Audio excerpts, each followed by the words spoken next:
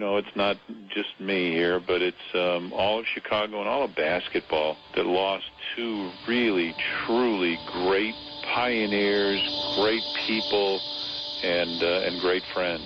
So you stretched out in room 1009 with a smile on your face and a tear in your eye. Without you would have never made my career. You made my career that much more enjoyable. What? It's amazing. Us players, we always come and we go. The one constant thing about Chicago Bulls has been Johnny Red Kerr.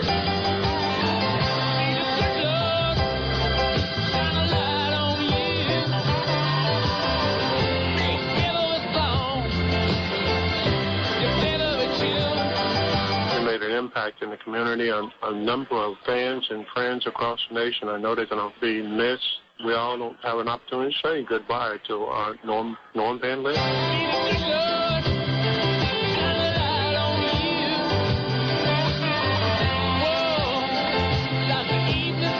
I never met a guy, I'll tell you, a more honest guy than him.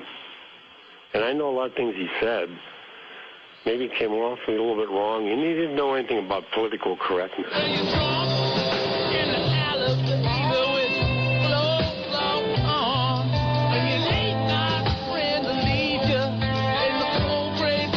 Johnny's a guy that loved his life, and I've said this before, he packed in more to his 70, however many years he had, than any six people that I know. And the face of the Bulls organization, you know, there's two guys. There's Michael and Johnny, in my opinion.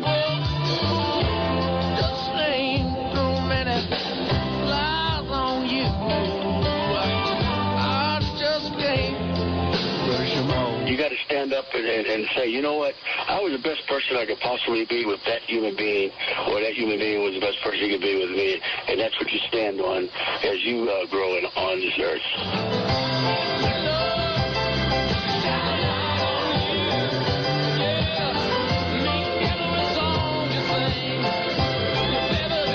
Had a great career as a player, as a coach, as a broadcaster.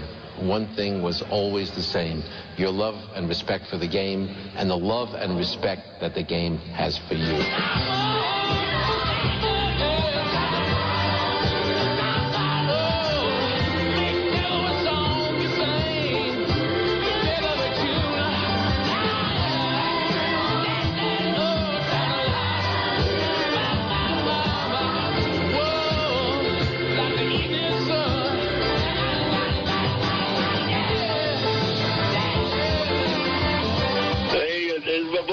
Rock and roll, guys.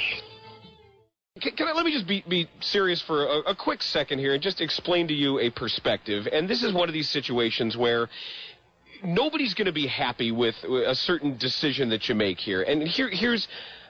I think the station's done a very nice job bending over backwards to memorialize and eulogize and sit shiva for Norm Van Lier and Johnny Red Kerr. And I understand that there are people who sort of feel that that's all that should be done, and that's fine. If you want to talk about them, that's fine. Always welcome to do so. Absolutely always welcome. However, if you want to talk about NFL free agency, if you want to talk about Lou Piniella saying that they got rid of Mark DeRosa for payroll reasons, if you want to talk about the White Sox in spring training or the Bulls against the Wizards, by all means, feel free. Yeah. By all means. Yeah.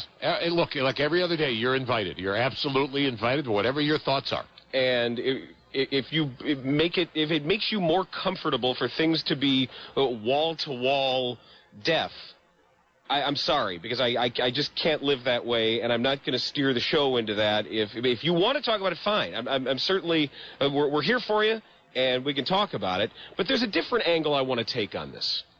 A different angle I want to take, and it's because of an email that came in. And it's an email from a regular listener named General Soreness. Mm-hmm. And he says, I didn't think the deaths of Norm Van Lier and Johnny Kerr would affect me as much as they have these last 24 hours. I never really thought about it at all. I'm in my early 30s, and I took for granted that they were there, after and during every broadcast. As the old saying goes, you don't know what you've got till it's gone. So, well, now I know what I had, and I'm going to miss it. And here's how he concludes, and I find this interesting. He says, not a moment will go by now. I'll tell you one thing, as I'm relaxing in front of my TV watching a White Sox broadcast where I won't cherish every second that I have with that crotchety old curmudgeon Ken the Hawk Harrelson. And I thought that was an interesting take, that it took the oddly timed deaths of two local broadcasting icons as well as playing icons for this guy to appreciate what he has now. So I think there's nothing wrong with that. Why not take that time? Take that time to... I really like the fact that rather than just saying, oh, I'll miss... Oh, yes, obviously these guys will be missed. But I think it's an important lesson to appreciate some of the people who do the same things. Even if they're a bit daft. Yeah. You know? Because Hawk is a bit daft. Yeah, I know what he's saying. I like that. I like the idea that at least for now, and probably a week later, you'll get over it, and then you won't think of that, and Hawk will be driving you nuts. But... yeah. That's all he can do. I think it's a great thing you can do rather than people just sort of wallowing in the sorrow that is certainly understandable, but take that as the lesson to go out of your way to appreciate what you do have when you have it. Yeah, I think that's a very good that's very good advice. It's good advice. You know? Yeah, absolutely. I mean, I've had a lot of people close to me die within the last 6-7 months or so, and, I certainly Norm and Reds weren't, although I knew them both very well for quite a while, but, I kind of try to separate almost the professional side from the personal side. Does that make sense to you? Mm-hmm. I mean, I could certainly feel for them. I like them both, enjoyed their company. But I also know that, other things that have bothered me just as much that I didn't bring to the air. And I felt much worse then, and I didn't bring it to the air, and this just all sort of brings everything back for me, what's happened recently. So, but yeah, anybody that wants to talk about it, you are welcome. But I would prefer as well that we talk about sports. I mean, hell, the Bears signed Obama. So, I mean, that's fine. This is an email that it's come in from Caroline, who says, I've been listening to the score all day and really appreciate all the stories being told about Norm and Johnny. As I was listening to the sorrow in the voices of Lawrence and Doug, I thought that Bernstein would be the one who would steer away from focusing on the tributes. I like listening to the show, but I figured this show would put a wrench in the day. How does it put a wrench in your day? I have no idea. That's how I started the show. We've talked about this before in other contexts, not necessarily, but just that just taking on the same tone for the entire day of anything. Do you really want that? Do you really want to sit in your car and feel bad all day? That doesn't mean that Norm and our relationship was any less than anybody else's. Right. In fact, I might put our relationship with Norm above anybody else's, but I mean, this isn't the time or place to do that.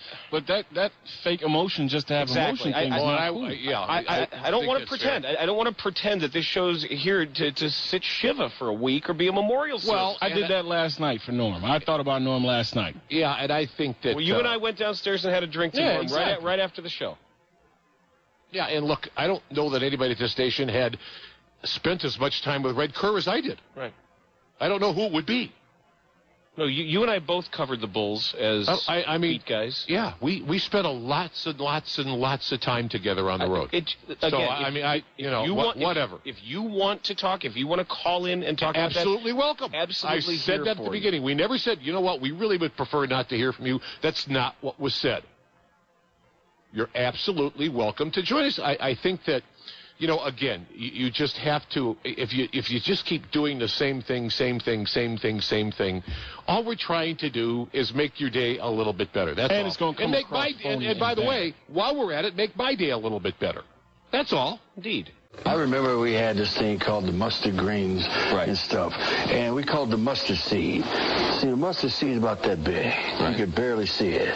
That's about how big the heart is on this basketball team. It's not big as a mustard seed. I was wondering where you're going with that, but you understand what I'm saying? Yes, I do. Their heart is about as big as a mustard seed. And that little mustard seed, if you plant it right, water it right, cultivate it right, play the game right, it grows into a nice plant where you can feed the whole family and get the team on the win winning side with muscles and everything else. But if you don't do it right, and with the heart being the way it is, that's what's wrong with this basketball team. You have no heart.